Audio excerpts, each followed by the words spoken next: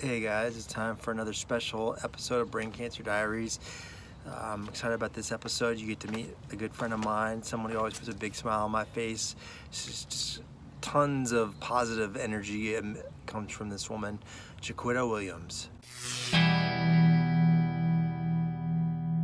So, welcome to another episode of Brain Cancer Diaries. I'm here with Jaquitta Williams, good friend and professional colleague who I've interviewed a number of times for shows on Oxygen and TV One. Also, too, anyone from the Atlanta area probably recognizes your face from years as an on-air journalist, reporter, and anchor. So, but anyway, what I want to talk about is that you yourself, like me, are a cancer survivor. In your case, it was breast cancer. I have brain cancer, and some people may not understand why, what the connection is. But one thing that I definitely in this gender is that all cancers are connected. We all have our different burdens to bear in different ways. It's a very miserable experience going through the treatment process, and there's a lot of things psychologically that are going on that I wanted to talk to you about, and things that one thing that I thought was really interesting is at one point you had posted on Instagram that cancer was one of the best things that ever happened to you. Yes. And I just wanted to see if you could kind of elaborate on that and kind of explain. When I say cancer was the best thing that happened to me, meaning that it really taught me, like I think before I was diagnosed, I think I lived, but then post cancer diagnosis, I recognized cancer really taught me how to live because, you know, at the time I was in my 30s and the possibility of death never entered my mind until I was diagnosed.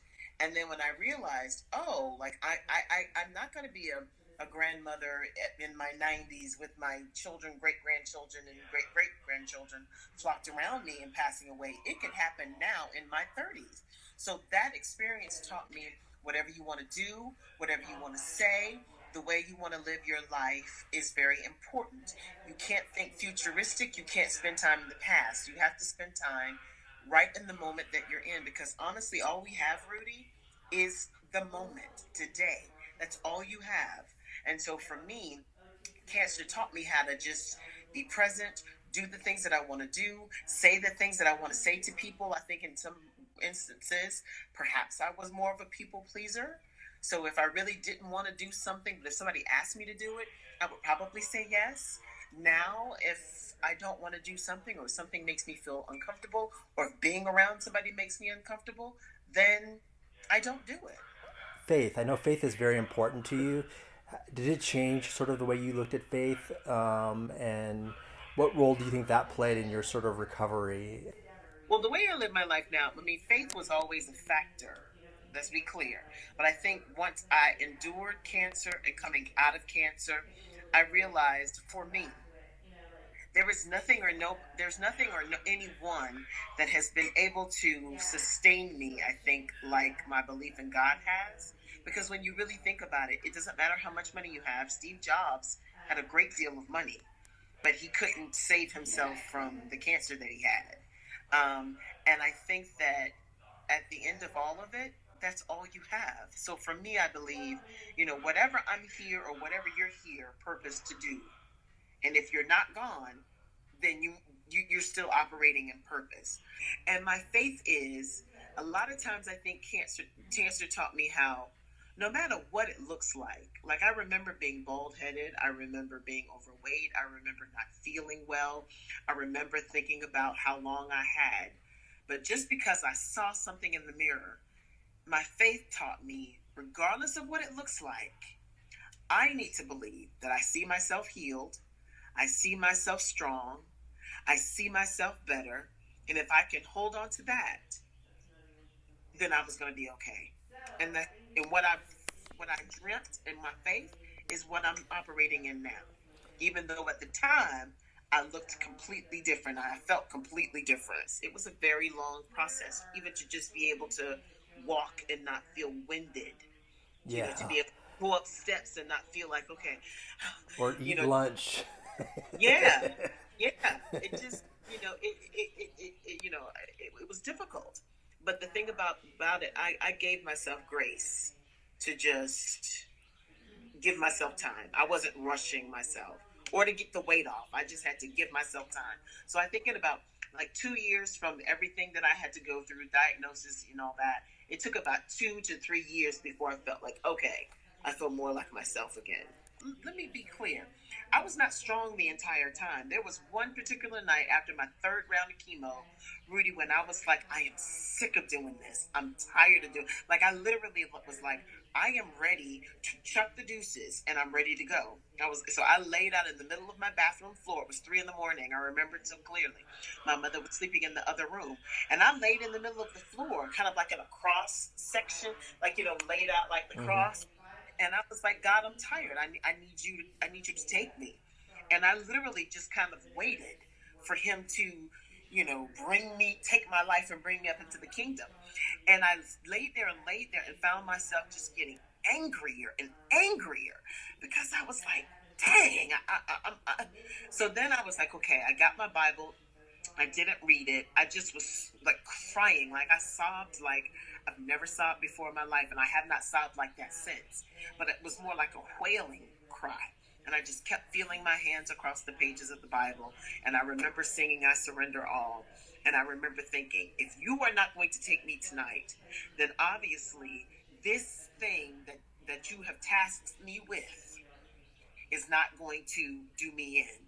So my prayer that night was, whatever you have me here for, please don't let me leave here without understanding what it is, like fulfilling whatever the purpose is. And if the purpose is just to show, hey, this came into my life, this is how it affected me, but this is how the turnaround is. Because I was like, God, I wish you didn't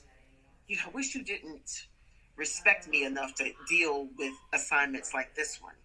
But obviously he does, and he does with you too. You are an example to somebody who will see you down the road or who's watching you right now. Life is not going to be this amazingly rosy thing. There are things that happen that are going to hiccup. And I will also add this too. My new normal for at least 5 years after my diagnosis and going, back and forth to the doctor every 3 months, every 6 months, every time I would go back, I would have these like emotional meltdowns. And until one day I just realized, like, I can't keep going back to the day that I was diagnosed. I've got to move forward. So I'm going to go into this doctor's office, and whatever he tells me, if I wake up another day, that just means I'm supposed to do something. So I made myself get up out of bed. I made myself put on my wig. I made myself put on makeup and lipstick. I made myself do these things. And the days that I didn't feel like it, I didn't. Maybe I would put lip gloss on. But I knew it was something that I was like, I'm not going to lay in this bed. If I'm not dead, then I'm not going to lay here and wallow. I'm going to do something. Even if it was, it's going to take me 2 hours, but I'm going to walk around in a circle. Then I'm going to do, that was my accomplishment for the day. Because here's the thing, I learned about death, and this is why I'm not afraid of it anymore. I realized we are not going to, you can't stay forever.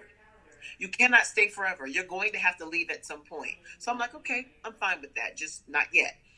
The other thing is, when it comes to purpose, I realized I worked in an industry where a number of people saw me on television every day. And I always told stories, just kind of like your producer. But the most important story, I would have never guessed it would be my own story. And I met so many women, even up until this day, who said, based on me sharing my story, based on me checking my breast, they found something. Some women went through the journey with me because they too had gotten cancer. There were other women who said, well, I didn't have cancer, but you taught me how to be more diligent about my body. And just because I'm in my 20s or my 30s or my 40s or what have you, and because I don't have family history of cancer, does not mean that something can't happen to me. That somewhere I'm responsible for saving other people's lives, and people were following my journey, realizing, okay, this is what I'm going through. This is what she's going through. She's getting up and doing it. I'm getting up and doing it. Because I have people now who will come up to me and say, I watched you when you went through your situation. And I was like, no, it's not a situation. It was cancer. I had cancer. Yeah, and when people hear the word cancer, they suddenly get all quiet and don't know what to say. Yeah. And I'm like, no, it was cancer. That's exactly what it Don't be was. scared. I know, like, I was in the same thing. I was having weird dizzy spells for like 2 years, and then finally they kept ruling out cancer because it was just like it didn't make sense. I was too young, Mm-hmm. didn't whatever. I was on a trip actually to Atlanta and just went to go visit a neurologist. She's like, let's just rule out the impossible, Right. and turns out I had the impossible. Well, I'll let you rest. Oh, thank you. That's all I got. Enjoy the rest of your day, and thank you for your time. This has been actually very helpful to me personally. Hopefully, it'll be helpful to some of the people watching. So, thank you. Have a good day. You're welcome. Bye. Bye.